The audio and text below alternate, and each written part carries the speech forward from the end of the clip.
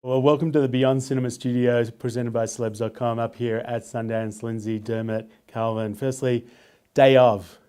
Yes. How's that feel for you? It's good, man. I'm really excited. We've been here for 4 days, so it feels like it's time to get going on this. Of course, you're almost a Sundance veteran at your young age. Yeah, he is. Yeah. Does it feel like family at this stage, or do you still get a case of the nerves? The nerves are good. It feels like family for sure. The programmers, I love hanging out with those guys, and I love this place. And of course, the Rambler started off as a short as well. Yeah. So was it always your intention to bust it out into a feature? Pretty much after we completed the short, that idea became. So yeah. Yeah. And how early?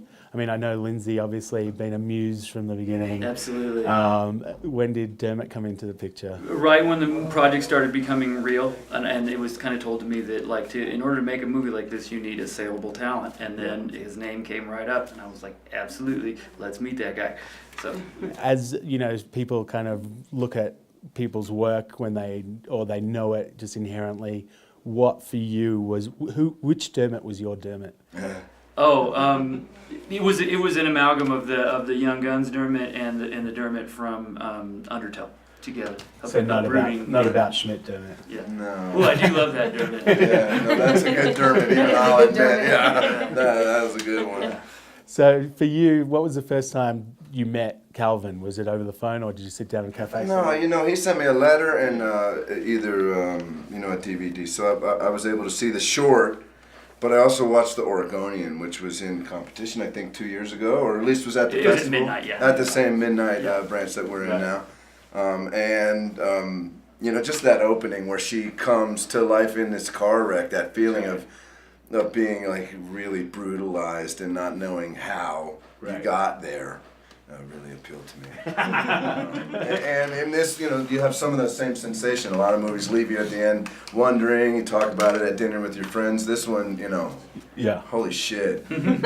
So obviously it premieres tonight, midnight screening. It's perfect. It's such a freaky movie, man. I hope everybody comes drunk. Yeah. Well, I guess they also Do they they? know I pretty will. much. Calvin won't. Drunk or cold. No, that's what I mean. The freakier the audience, the better this movie's gonna be. That's this. I don't know the programmers, but they stopped me last night and they were so gleeful about having the Rambler in their festival. They got 100 movies to deal with, and they have a little space left for the Rambler because it is what it's. It's what it is. It must also be nice when you are the Rambler. And that's awesome too. I have to admit, for sure. Yeah. To be a title character and not it be the guy's name. Yeah. And you never learn it. Her character's name. The girl, that's all you know her as. Yeah. It's The just- Oregonian also had like such minimal dialogue, but all these kind of crazy sounds that drove some people completely fucking nuts. Yeah. So is there a continuation of that here, or is this like much more dialogue driven? Like, did you want to? There's more dialogue, but I try not to overuse words, and I do incorporate the sound design. Hopefully it bleeds over enough. It'll be more talking for sure. Yeah. Hopefully not too much though. How's it changed between you and Lindsay over the years? Like, is it just still the same shorthand you've had it the whole time, or have you found that now that she's had so many other experiences working with other directors that you have to kind of bring a different game?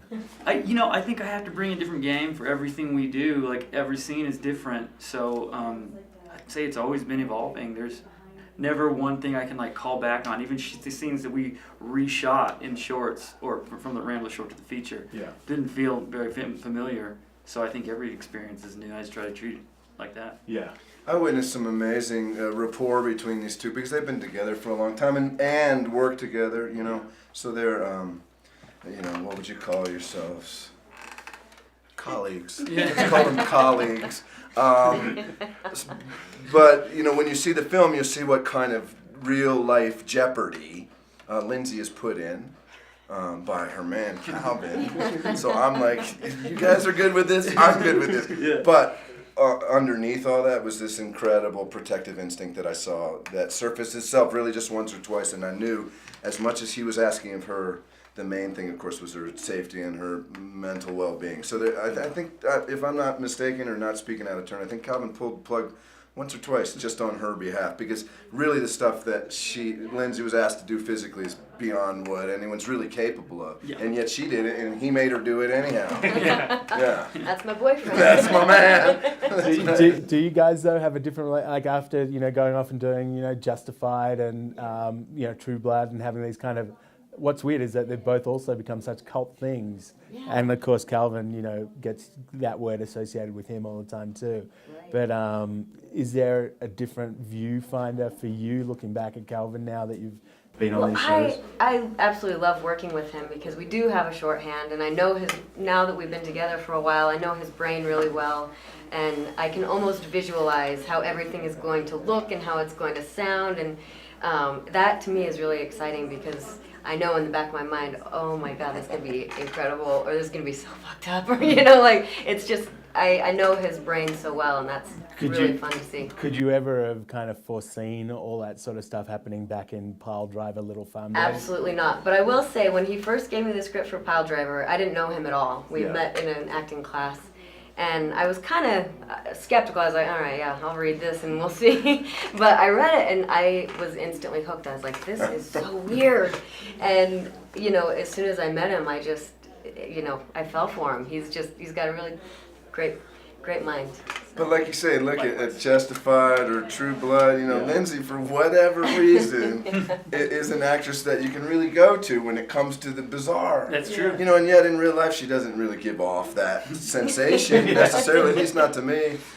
So I find I find that fascinating that you keep getting called up to go bloody or to go, to go out to the deep end. There's something really malleable about her, though. You watch her perform. She's so natural as a director. It's and true. I think probably the directors that audition you look like, oh, we can make you do anything, and you have this look that we can totally play against. Yeah, It's true. exciting. Yeah.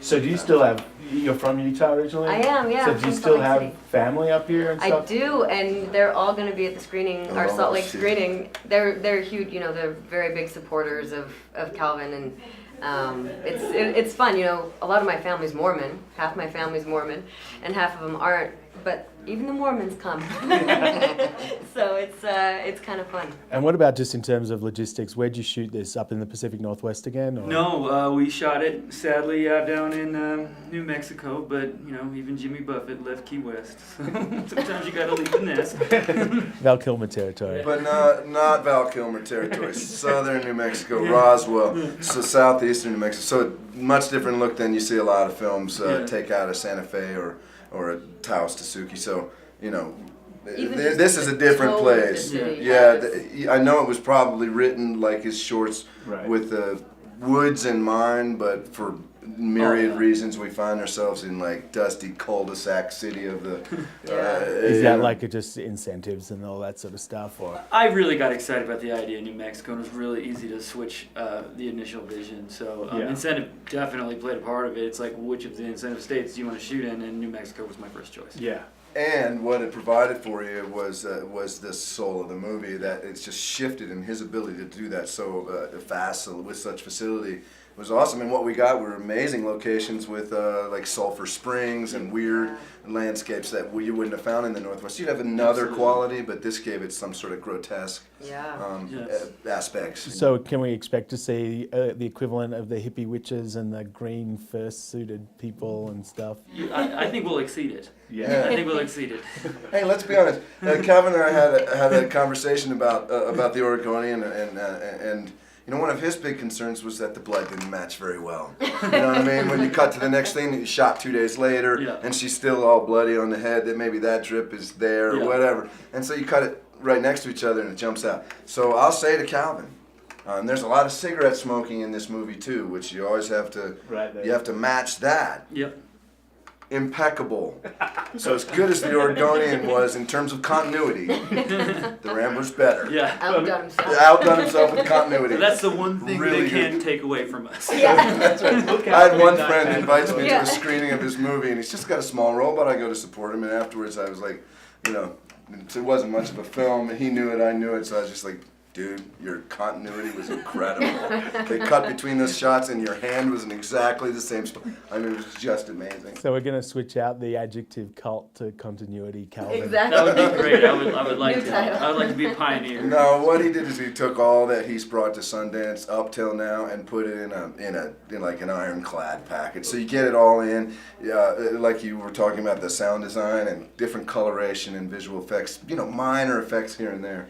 And frankly, practical effects Lots of that practical will effects. really blow you away. I mean, stuff that Well, that's what's cool as well, explodes. is that it seems like on this one you got a bigger play kit. You Yeah. know? Yeah. Yeah. A couple extra people to help you out, so you didn't have to do absolutely everything yourself. And Yeah. For me, it was gigantic. I think for these guys, it was still very small. But But everybody approached this job with the dedication Yeah. that it Yeah. needed, because otherwise, if it didn't have that intensity, it wouldn't be the film it is. Yeah. very cool. Including the crew, I mean to say. Yeah. Well, we're thrilled to have you come by here on the day of your premiere. Wishing you all the best tonight. Enjoy it. Thanks. And Thanks. hopefully we'll get to see you soon.